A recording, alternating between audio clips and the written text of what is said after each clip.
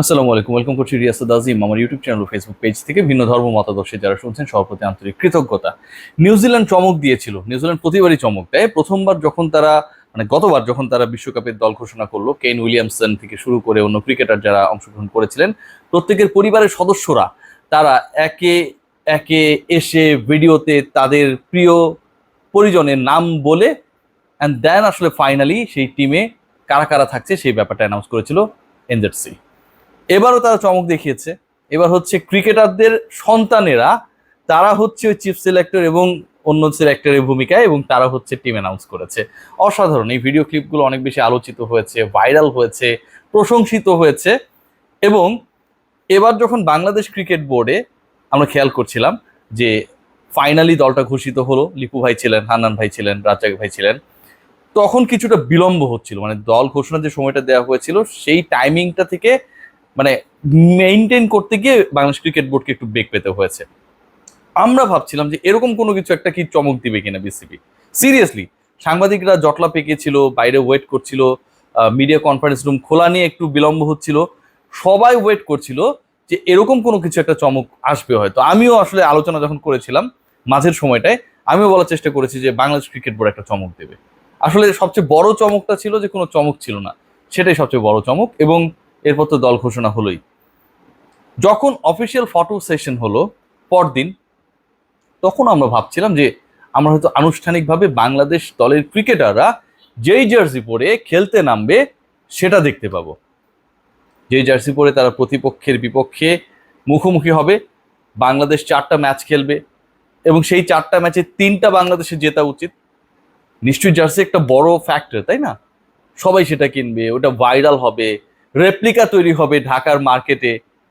কিন্তু শেষ পর্যন্ত বাংলাদেশ দলের জার্সিটা আমরা দেখতে পেলাম না। সুটেড বুটেড হয়ে আকাশি কালারের শার্ট পরে, ব্লেজার প্লেজার পরে টোরে ক্রিকেটাররা ফটো সেশনে অংশগ্রহণ করলেন, কিন্তু বাংলাদেশ দল আসলে যেই জার্সি পরে খেলতে নামবে, প্রত্যেকবার যদি কোনো একটা বৈশ্বিক আসর আপনারা দেখেন, আপনারা দেখবেন ফুটবল বিশ্বকাপ যখন হয় আর্জেন্টিনার জার্সি কেমন, ফ্রান্সের জার্সি কেমন, বেলজিয়ামের জার্সি কেমন, কোন দলের জার্সিটা সবচেয়ে বেশি সুন্দর, এরকম একটা বিশাল আলোচনা হয়ে যায়।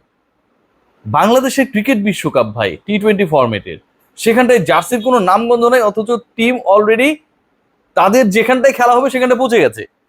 এই যখন সিনারিও, ঠিক তখন সবাইকে চমকে দিয়েছে Afghanistan cricket board. Afghanistan cricket board তাদের জার্সি উন্মোচন করেছে অসাধারণ একটা ভিডিও ক্লিপের মাধ্যমে। আপনারা অনেকেই যারা সেটা দেখেছেন এবং যারা দেখেননি, দেখার সুযোগ নিশ্চয়ই রয়েছে। নিশ্চয়ই আপনাদের মধ্যে সেই আফসোসটা হয়েছিল যে বাংলাদেশ ক্রিকেট বোর্ডে কি আসলে এই ধরনের সৃজনশীল বুদ্ধিমান লোকের অভাব? নিশ্চয়ই না। বাংলাদেশ ক্রিকেট বোর্ডের কি এরকম একটা অসাধারণ কনসেপ্ট নিয়ে কাজ করে সবাইকে বিমোহিত করা, to put hour hands together, বাধ্য করার ক্ষেত্রে অর্থের অভাব রয়েছে? নিশ্চয়ই না। তারপরও কেন হয় না? প্রত্যন্ত অঞ্চল, চারপাশে পাহাড়ি ঘেরা, এবং ওই জায়গায় ছোট ছোট নদী বয়ে চলেছে, সেটার মাঝখান দিয়ে সাইকেল চালিয়ে চালিয়ে ছেলেগুলো শহরে পৌঁছালো, মাঠে পৌঁছালো। তারপর যেই বিন্নের মতো রাখা, সেখানটায় হচ্ছে রত্ন পাথর দেওয়ার পর তারা তাদের বিশ্বকাপের কাঙ্ক্ষিত জার্সিটা ম্যাজিক্যালি দেখে ফেললো। সেটা পরেই ক্রিকেটাররা তাদের মতো করে শোডাউন করলো। এই যে একটা ব্যাপার, এই যে একটা ইস্যু, একটা জিনিসকে কতটুকু 1 মিনিট 15 সেকেন্ডের ভিডিও, কিন্তু খুব বড় না, কত দারুণভাবে দেখানো সম্ভব। লাস্ট ওয়ার্ল্ড কাপে আমরা সেটা দেখেছিলাম যে শেষে হোটেলে যখন জার্সি সবাইকে দেওয়া হচ্ছিল, সবশেষ জার্সিটা গ্রহণ করলেন মাহমুদুল্লাহ রিয়াদ। তিনি তাকিয়েছিলেন that he is going to the world cup. বিশ্বকাপের সবচেয়ে বাংলাদেশের সেরা ক্রিকেটার তিনি ছিলেন। এবার আমরা কিচ্ছু পেলাম না। আপনারা যদি একটু ভেবে দেখেন, খুব ইন্টারেস্টিংলি বাংলাদেশ দল বিশ্বকাপের দল যেটা পাঠিয়েছে, যেই দলটায় শুধু একটাই পরিবর্তন হয়েছে আনুষ্ঠানিকভাবে ঘোষিত দলে, মোহাম্মদ সাইফুদ্দিনের জায়গায় ঢুকেছেন তানজিম সাকিব, সেই দলটাও পাঠিয়েছে 30 এপ্রিল। আজকে 16 তারিখ, দল ঘোষিত হয়েছে 14 তারিখে, 14 এপ্রিলে ঘোষিত হয়েছে দল, 14 মে ঘোষিত হয়েছে ইনফ্যাক্ট।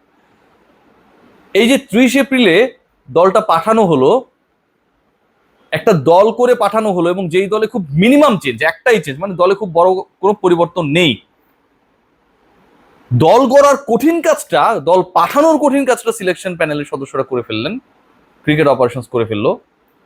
কিন্তু বাংলাদেশ ক্রিকেট বোর্ডে আমি জানি না আসলে জার্সি নিয়ে কোন ডিপার্টমেন্ট ডিল করে, অনেস্টলি আমি জানি না। এবং যারা এটার সাথে জড়িত রয়েছে, ফাইনাল তো একটা ইনপুট দিতে হয় যে ইয়েস এই জার্সিটাই ফাইনাল। তারা করলোটা কি? 15 জন ক্রিকেটারকে আমি সিলেক্ট করলাম 2 দফা, একবার 30 তারিখে এপ্রিলের, একবার মে মাসের 14 তারিখে, টিম চলে গেল পর্যন্ত, অথচ জার্সি নিয়ে, জার্সির বহিঃপ্রকাশ বা জার্সিটাকে আসলে মানে কি বলবো, গ্র্যান্ড ওয়েতে হচ্ছে আনভেইল করার কোনো রোলও আমরা দেখলাম না, এটাকে নিয়ে কোনো স্পেশাল কন্টেন্টও দেখলাম না। অথচ দল দেয়া নিয়ে কিন্তু কোনো ধরনের বড় পরিবর্তনের দিকে যাইতে হয়নি যে বিশাল পরিবর্তন কার জার্সি বানাবো কারটা বানাবো না। আমার কাছে খুব অদ্ভুত লেগেছে। বাংলাদেশ ক্রিকেট বোর্ডের সব দিক থেকে আমার কাছে মনে হয় যে কোনো দিকে কমতির জায়গা নাই। ক্রিয়েটিভ মানুষজন এখানটায় কাজ করেন, বিসিবিতে যারা কাজ করেন যথেষ্ট ক্রিয়েটিভ। পাপন ভাই ক্রিকেট বোর্ডের প্রেসিডেন্ট, তিনি ক্রীড়ামন্ত্রীর দায়িত্বে, মানে কতটা পাওয়ারফুল হতে পারে বাংলাদেশ ক্রিকেট বোর্ডের সাথে জড়িত শীর্ষ মহল। আফগানিস্তান ক্রিকেট বোর্ড যখন এরকম কিছু একটা করে ফেলে, অন্য ক্রিকেট বোর্ডরাও, আরো একটা ভিডিও দেখছিলাম যে একজন মানুষ যেখানে যাচ্ছে সবাই তার একটা কাগজ ধরিয়ে দিচ্ছে টাইপের, হ্যাঁ, ফাইনালি যখন দেখলো সেখানটা হচ্ছে পুরো দলের না। কত ইনোভেটিভ আইডিয়া নিয়ে সবাই কাজ করছে। এবং সবচেয়ে দুঃখজনক হলো সত্য, এরপর হয়তো ক্রিকেট বোর্ড একটা ভিডিও বানাবে, সেটাকে রিলিজ করবে। আমাদের আগে যখন এই ইনোভেটিভ আইডিয়াস গুলোকে নিউজিল্যান্ড, আফগানিস্তান তারা যখন আত্মপ্রকাশ করে, এক্সপোজ করে, এবং বিশ্বকাপে আমার দল চলে যাওয়া পর্যন্ত আমাকে ওয়েট করতে হয়, এর থেকে দুঃখজনক আর কিছু হতে পারে?